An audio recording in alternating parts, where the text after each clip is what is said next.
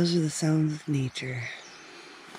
Well, it's day 3, and yesterday we did somewhere between 17 and 21 miles, depending on whether you count the Fitbit, the map, or just all the walking around. And so we made it to, where are we?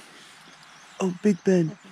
We made it to Big Bend on the Knife River last night. We were second to last to camp, and had to kind of cram in. I think this is a 4-pad site, and there are at least 10 campers here. 10 tents here, more than 10 campers. It's the morning and I can't talk. I have not had my coffee yet. But today our hike is less. We're doing about 13 miles. So that will be fun. There was a lot more climbing yesterday than we anticipated, and which was great. It was a little bit more like the rest of the SHT, but it was a really great day, and we're looking forward to another good one. We're back on the trail. It's about 8 o'clock.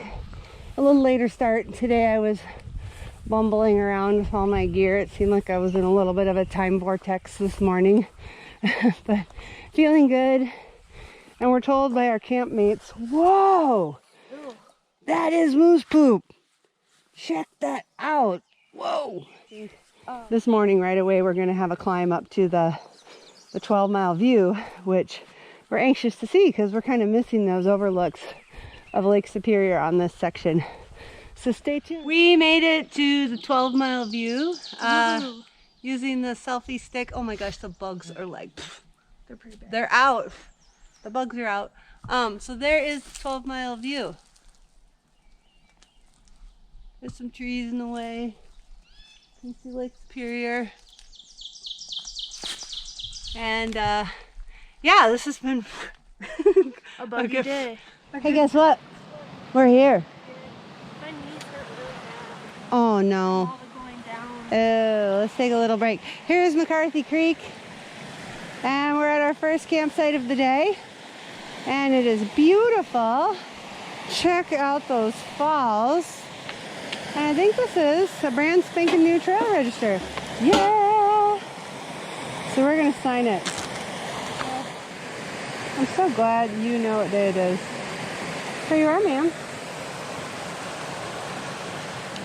So we're gonna check out McCarthy Creek Campsite. I don't know how far it is. Oh, it's right here. Hey, nice. Fox Farm was a little bit of a hike in, so you never know how far they're going to be. Uh-oh. This I do not like seeing. Do you see what I see? That is a big no-no. We got foil, and we got a smoking fire. No, does everybody know that when you put a fire out, you make it into soup? You pour water on it, stir it around, and then you put your hand over it to see if it's hot. And that is the proper way to put out a fire. This, if it was a windy day, maybe nothing would happen, but maybe something would. And there would be a fire at McCarthy Creek, and we don't want that. So I'm going to put this fire out. So this is the trail to the latrine. There it is right there. So not very private this time of year. Many of them are wide open until the leaves come in. Tent site. Maybe a tent site? Looks like, yeah, somebody put down here. Yeah, so it looks to me like 2 pads. Maybe you could fit another one right here. But this looks like a good site. As far as hammocks go, these trees are pretty skinny. You might be able to find a couple in here that are good. Oh, there's another little spot back there I see. Yeah, but no, it looks good, and it's right next to the water, which is where I'm gonna go to get more to douse this campfire. All right, well, I just ended up dumping 5 liters of water on that campfire. There were 2 logs that were burning, so I feel a little like Smokey the Bear, but the campfire at McCarthy Creek Campsite is out. True story, I'm a fraud. I've never pooped in a hole. Now everybody knows. I'm a big fake backpacker. We don't need to though, we're lucky here they have latrines. Well, that's what I said. I'm open to the idea of pooping in a hole, but why wouldn't I go where the poop is supposed to go? Why would I put my poop elsewhere? I feel like it's more of a leave no trace thing to do it right.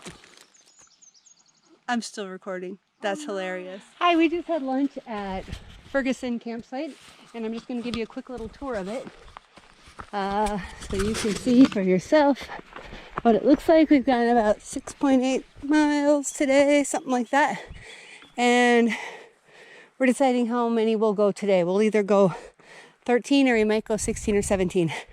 I did check out the latrine, and my record still stands. It's a fine latrine, and this maybe could be a tent pad. This campsite is supposed to have 2 pads, but it looks like you could fit a few more in if you needed to make room for company. And then here's the other tent pad. This area, good trees for hammocks. There's a little trail here. I don't know where this goes. Oh, another pad up there. Yeah, I'd say you could, it's officially listed as 2, but I think you could probably get 4 or 5 tents in here if you needed to. Small ones.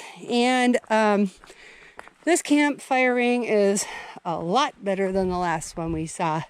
This one we checked it, no signs of smoke, fire, it's not hot, and there was no trash in it. So we are very pleased with this campsite. We'd give this one, how many stars, Jessica? 10. You heard it. 10. We just crossed the road, and here's something called the old mine site. Guess what just happened?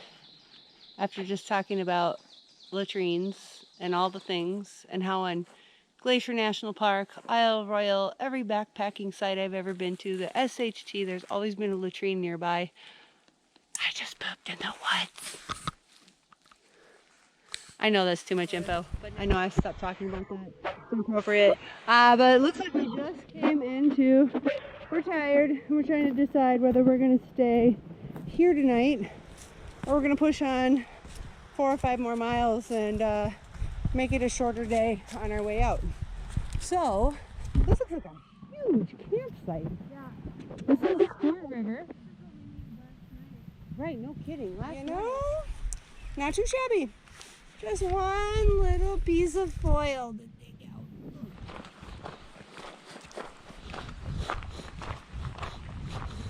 We have 2 sore hikers, and we're dreaming right now about putting our feet in a creek somewhere until our legs turn numb.